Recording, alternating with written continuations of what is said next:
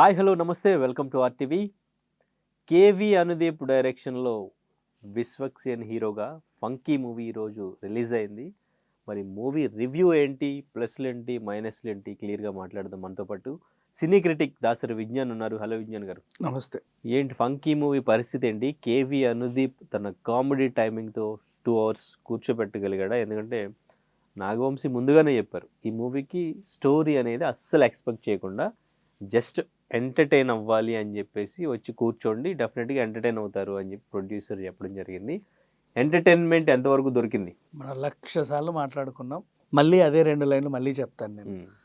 Horror సినిమాకి కథ వెతకొద్దు, భయపెట్టిందా లేదా, అంతేగా. కామెడీ సినిమాకి కూడా కథలు వెతకొద్దు, నవ్విచ్చిందా లేదా, అంతే. ఈవీవి గారి సినిమాలైనా తీసుకో, ఎస్వి కృష్ణారెడ్డి గారి సినిమాలైనా, జంధ్యాల గారి సినిమాలైనా ప్రత్యేకించి ఒక సిచ్యువేషన్ని క్రియేట్ చేసుకొని దాని చుట్టూ కథ అల్లుకుంటూ హ్యూమర్ క్రియేట్ చేసుకుంటూ వెళ్తారు. ఈవెన్ అమృతం ఎపిసోడ్స్ అయినా వాట్ ఎవర్ ఈ రకంగా చూసి చివరికి జబర్దస్త్ కిట్లు అయినా సరే. ఇప్పుడు ప్రత్యేకించి ఈవెన్ అనిల్ రావిపూడి సినిమాలు ఉంటాయి, ఓ టైప్ ఆఫ్ జానర్ ఎంచుకొని దాంట్లో ఒక కామెడీని అల్లుకుంటూ వెళ్ళిపోతూ ఉంటాయి. ఇప్పుడు అనుదీప్ గురించి మాట్లాడుకుందాం. జాతిరత్నాలు సినిమా అంతే, చాలా సరదాగా జోగిపేటలో 3 కుర్రాళ్ళ కథ అది, అట్లా సింపుల్గా వెళ్ళిపోతుంది. ఇట్లాంటి కథలు ఉన్నప్పుడు వీళ్ళకి ఏంటంటే ఆ వన్ లైనర్స్ని పర్ఫెక్ట్గా పలికే ఆర్టిస్టులు లైక్ ఇప్పుడు నవీన్ పోలిశెట్టి లాంటి స్టాండప్ కమెడియన్స్ ఇట్లాంటివి ఉంటే ఇంకా బాగా పేలుతాయి.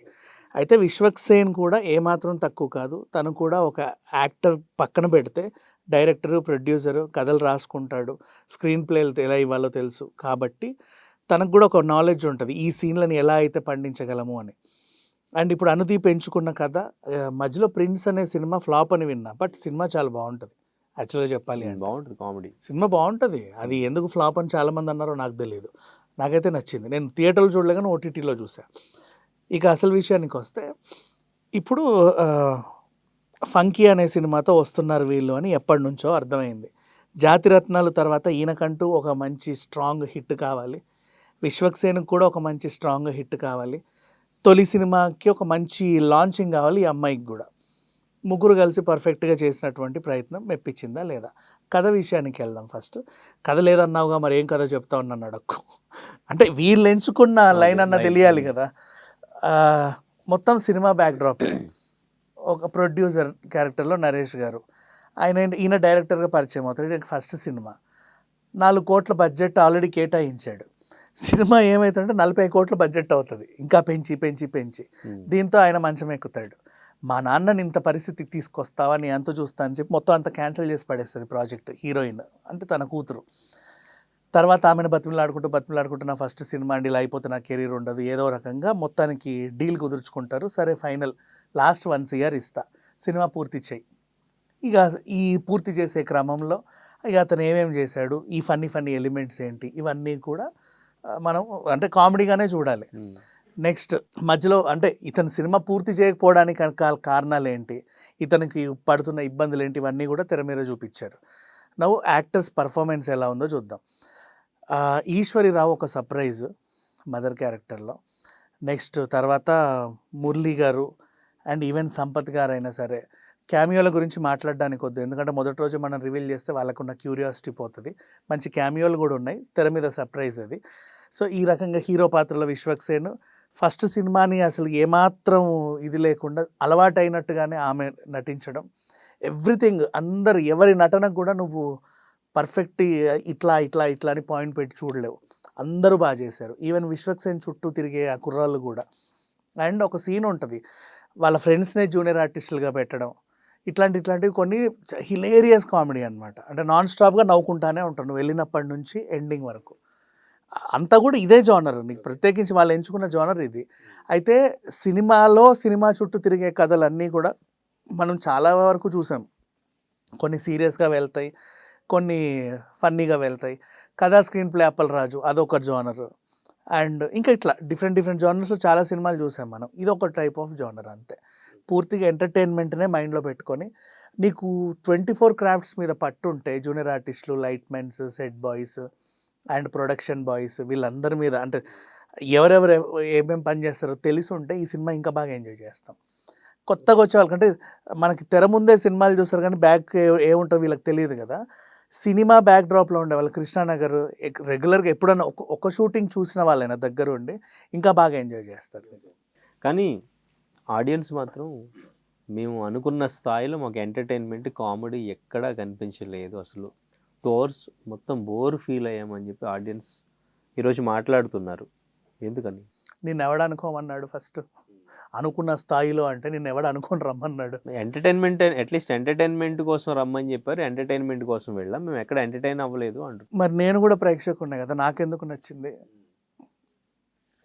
కొంతమంది ఉంటారు అలా ఉంటారు, కొంతమంది ఇలా ఉంటారు. అందుకే నేను ప్రత్యేకించి మళ్ళీ చెప్పా, సినిమా బ్యాక్డ్రాప్లో ఈ వీళ్ళందరూ నేను చెప్పిన వీళ్ళందరూ కూడా వీళ్ళ పని గురించి అసిస్టెంట్లు, గొడుగు పట్టే వాళ్ళు కానీ, మేకప్ మెన్ అసిస్టెంట్లు, ఇవి అందరికి తెలియదు కదా, కాస్ట్యూమ్ అసిస్టెంటో ఇంకెవరో వీళ్ళందరి గురించి బాగా తెలిసి ఉంటే ఈ సినిమా ఇంకా బాగా ఎంజాయ్ చేస్తాం. నార్మల్గా చూసినా కూడా ఏమి ఇబ్బంది పెట్టదు. చిన్న పిల్లల నుంచి 3 కాళ్ళ ముసలిది వరకు ఎక్కడ అశ్లీలత లేదు, అసభ్యత లేదు, డబుల్ మీనింగ్ డైలాగులు లేవు, everything was fine. And next ఎప్పుడైతే సినిమా ఆగిపోయిందో ఆ తర్వాత మళ్ళీ మొదలు పెడతారు కదా ఎక్స్ట్రా కోటితో, ఈమె ఇన్వాల్వ్ అవుతుంది చైత్ర. ఆమెను ఇంప్రెస్ చేసే పనిలో ఉంటూ ఇంకోవైపు సినిమా నడిపిస్తూ ఉంటారు. అది ఇంకా చూడు, ఇప్పుడు 2 టాస్కులు. ఫస్ట్ ఒకటే టాస్క్, మూవీ కంప్లీట్ చేయాలి. అమ్మాయి వచ్చిన తర్వాత ఇటు అమ్మాయిని ఇంప్రెస్ చేయాలి, ఈమెను లవ్ చేయాలి, ప్యారలల్గా సినిమాని పూర్తి చేయాలి. సో ఇంకా వేగం పుంజుకుంటుందే తప్ప ఎక్కడ తగ్గదు క్యూరియాసిటీ. విశ్వక్సేన్కి హిట్ పడిందా? విశ్వక్సేన్కి యాక్చువల్గా చెప్పాలంటే గతంలో కూడా విశ్వక్సేన్ తీసిన సినిమాలు హిట్టే, కానీ ఇది ఫ్లాపు అని చెప్పి ఒక వర్గం అదే పనిగా టార్గెట్ చేస్తూ వస్తుంది. ఈ సినిమా కూడా 100కి 500% తన ఎఫర్ట్ పెట్టాడు. Perfect screen presence, perfect comedy timing, perfect dialogue delivery, A to Z ఎక్కడ మార్క్ పెట్టకుండా ఉన్నాడు. ఓకే, హిట్ సినిమాలను ఫ్లాప్ చేస్తూ ఒక వర్గం తలుచుకుని ఫ్లాప్ చేసేస్తున్నారా? ఎందుకంటే ఇప్పుడు గామి అనే సినిమా ఉంది, 6 సంవత్సరాలు కష్టపడి తీశారు. మొత్తం అంటే క్రౌడ్ ఫండింగ్ సినిమా, అది పెద్ద భారీ బడ్జెట్లా తీశారు. రివ్యూస్ చూస్తే దానికి అసలు ఎవరు కూడా 9కి తక్కువ ఇవ్వాల. అవునా? బుక్ మై షోలో పని కట్టుకొని దాన్ని అది ఫ్లాప్ అని చేసి పెట్టారు. కొంతమంది ఉంటారు అదే పనిగా, వాళ్ళ గురించి ఎందుకులే మాట్లాడుకోవడం. బట్ ఓకే, మీరు చెప్పింది ఓకే, బట్ ఎవరో కొంతమంది తలుచుకుంటే సినిమా ఫ్లాప్ అవుతుందా? అవ్వదు, 100% అవ్వదు. కానీ వాళ్ళు ఎలా తలుచుకుంటారో తెలుసా? ఒక ఎగ్జాంపుల్ చెప్తా. దేవర సినిమాకి అదేంటిది వెన్యూ ఎక్కడో, అంతకుముందు ఆ హీరో ఆ డైరెక్టర్ ఏదో మాట్లాడితే ఏదో వర్గం హర్ట్ అయింది. ఆ హర్ట్ అయిన వర్గం ఏం చేశారో తెలుసా? వెన్యూ ఎక్కడో కనుక్కున్నారు, హైటెక్స్. కెపాసిటీ ఎంత? Hall capacity 4000. మీరు 10,000 మంది ముందు వెళ్ళిపోండి. తర్వాత ఆ 4,000 మంది వచ్చినప్పుడు చోటు ఉండదు కదా. వీళ్ళు వెళ్ళిపోయిన తర్వాత అక్కడ ఏం చేస్తే అద్దాలు పగల కొట్టి కుర్చీలు రగ్గొట్టి వచ్చారు. పేరు ఎక్కడ వచ్చింది? ఎన్టీఆర్ ఫ్యాన్స్ వచ్చి రచ్చ చేశారని వచ్చింది. ఇట్లా ఉంటుంది. అసలు ఎన్టీఆర్ ఫ్యాన్స్ ఇంకా రాను కూడా రాలా, వీళ్ళు 4 గంటలకే వెళ్ళిపోయారు, 6 గంటలకి షో అయితే. పాపం వాళ్ళంతా నెక్స్ట్ ట్రాఫిక్లో ఇరుక్కొని ఏం చేయాలి అసలు అర్థం కాని పరిస్థితి, అప్పటికే షో క్యాన్సిల్. ఇట్లా ఒక వర్గం టార్గెట్ చేయాలి అనుకుంటే ఏమైనా చేయొచ్చు. విశ్వక్సేన్ కూడా అలాగే టార్గెట్ చేస్తా ప్రతి సినిమాని ఫ్లాప్ అంటున్నారు, కానీ మనసు పెట్టి సినిమా చూడండి, నిజంగా చాలా బాగుంటుంది. ఇంకోటి చెప్తా, మంచు విష్ణుని కూడా టార్గెట్ చేశారా? జిన్నా సినిమా చాలా బాగుంటుంది. ఆ సినిమాని చాలా ట్రోల్ చేశారు చెప్పాలి అంటే. అదొక మంచి దీపావళి టైంలో రిలీజ్ అయింది. విశ్వక్సేన్ సినిమా ఓరి దేవుడతో పాటు రిలీజ్ అయింది, అది తెలుసా చెప్పాలి అంటే. అప్పుడు 4 సినిమాలు ఉంటే అదేంటిది లైన్లో ఎవరన్నా జిన్నా అంటే ఇటు జిన్నాకి వెళ్తుండే అనేవాడు. అట్లా ట్రోల్ చేసే వాళ్ళు కూడా ఉన్నారు. సో బట్ వాట్ ఎవర్, ఈ సినిమా నిజంగా చాలా బాగుంది. మనసు పెట్టి చూడండి, ఒకసారి చూస్తే అర్థమవుతుంది. రివ్యూలకి నా రివ్యూ కూడా పట్టించుకోవద్దు, ఎవడి రివ్యూ అవసరం లేదు. మీకు సినిమా ఒక కామెడీ సినిమాని చూసి హ్యాపీగా నవ్వుకోవాలి అనుకుంటే ది పర్ఫెక్ట్ చాయిస్. అంటే ఇప్పుడు థియేటర్లలో బతకనివ్వట్లా, నెక్స్ట్ ఓటీటీకి వచ్చాక సిగ్గుపడుతున్నారు మనం ఎందుకు చూడలేకపోయాం ఇది అని. అంతవరకు రావడం ఎందుకు, హ్యాపీగా చూడవచ్చు కదా థియేటర్లో. ఓకే, కానీ ఇప్పుడు విశ్వక్సేన్ కెరీర్కి ఇప్పుడు ఇంపార్టెంట్ హిట్ సినిమా వాడడం అనేది. హిట్ సినిమా ఆ రేంజ్ హిట్ అనేది ఇక్కడ ఇప్పుడు ఫంకీతో వచ్చిందా? 100% తన ది బెస్ట్ ఇచ్చాడనే చెప్పుకుంటున్నా. నెక్స్ట్ హీరోలు డెఫినెట్గా హీరోలు ప్రతి సినిమాకి పడాలి, బెస్ట్ ఇస్తారు. సినిమా బాగుంది, అది రిజల్ట్ ఇంకా తెలుస్తుంది వీకెండ్ అయితే. కానీ ఇప్పుడు ఫస్ట్ డే చూసిన వాళ్ళంతా చెత్తే. పని కట్టుకొని ఒక సినిమా ప్రేక్షకులు చూసాడని నేను అనుకోను. ఇప్పుడు అది బాగాలేదు ఇది బాగాలేదు నీకు ఇచ్చిన రిపోర్టు, వాడి సినిమా చూస్తుంటే ఈ మాట అండు నిజంగా చెప్పాలంటే. సో వీకెండ్ తర్వాత అసలు చూసే ప్రేక్షకులు వస్తారు కదా, అప్పుడు అసలు రిజల్ట్ బయటకు వస్తుంది. నెక్స్ట్ పుష్పని కూడా అలాగే అన్నారుగా, ఫస్ట్ డే 1800 కోట్లు పెట్టలా. ఫ్లాప్ సినిమాకి 20 నిమిషాలు అతికిస్తే ఎంత, అతికించకపోతే ఎంత? చూసారుగా, ఫస్ట్ షో కావాలని ఫ్లాప్ చేసే వాళ్ళు వస్తున్నారు. సో మెల్లిగా దీని టాక్ వస్తుంది. అండ్ ఇక్కడ టెక్నికల్ ఆస్పెక్ట్ విషయానికి వెళ్తే బీమ్స్ ఇచ్చిన మ్యూజిక్ బాగుంది, బీజిఎం బాగుంది, ఆ రట్టట్టట్ట సాంగ్ బాగుంది, ఆ నిర్మాణ విలువలు బాగున్నాయి, కెమెరా పనితనం బాగుంది, స్క్రీన్ ప్లే కూడా చాలా క్రిస్పీగా ఉంది. ఎక్కడ కూడా నువ్వు వంక పెట్టడానికి లేదు తెలుసా సినిమాని. ఓకే, కానీ స్టోరీ లేదు అని మళ్ళీ చెప్తున్నారు. అక్కడికే వస్తున్నా. కామెడీ సినిమాలకి స్టోరీలు ఉండవు, కామెడీయే కావాలి. Yes, yes, ఓకే, అది హారర్ సినిమాలకి కథలు ఉండవు. ఎక్కడైనా సరే ఏదో ఏదో పాడుబడ్డ బంగ్లాలు ఇరుక్కోవడం, అటు ఇటు భయపడి చావడం, అంతేగా. ఓకే. కామెడీ సినిమా కూడా అంతేగా, ఒక సెగ్మెంట్ కానీ కావాలి. కానీ ఇప్పుడు డైరెక్టర్గా కేఫీ అనుదీప్ ఇప్పుడు అటు ప్రొడ్యూసర్కి కానీ ఈ విశ్వక్సేన్కి కానీ నాగవంశీకి ప్రొడ్యూసర్కి కానీ వీళ్ళకి అసలు ఏం చెప్పి ఒప్పించాడు. ఇప్పుడు ప్రొడ్యూసరే స్టోరీ లేదని చెప్పాడు, జస్ట్ ఎంటర్టైన్మెంట్ కోసం రండి అని చెప్పాడు. కానీ అనుదీప్ ఒక లైన్ ఏదైనా చెప్పాలి కదా, ఆ లైన్ అనేది నచ్చాలి వీళ్ళకి. ఏం చెప్పి ఒప్పించి ఉండొచ్చు. ఇదే సినిమా బ్యాక్ డ్రాప్ లో నడిచే లైన్ ఇది. నేను కిందకి కథ లేకుండా ఒక పాయింట్ ఉందని చెప్పానా, ఆ పాయింటే. ఆ పాయింట్కి ఎక్సైట్ అయ్యి మరి ఇప్పుడు 4 కోట్లతో సినిమా స్టార్ట్ అయ్యి 40 కోట్లకు బడ్జెట్ పెంచాడు, తర్వాత నిర్మాత తడబడ్డాడు, సినిమా క్యాన్సిల్ అయింది, నెక్స్ట్ మళ్ళీ 1 కోట్లో కంప్లీట్ చేశారు, దీని చుట్టూ తిరిగే స్టోరీ అని చెప్పారు. కొత్త సెగ్మెంటే, డిఫరెంట్గా చాలా మంది అనుభవించున్నారు గతంలో కూడా. రియలిస్టిక్గా దీన్ని కామెడీగా ఎలా చూపించగలిగాడు అనేది ఆ పాయింట్ ప్రతి నిర్మాతకి నచ్చుద్ది.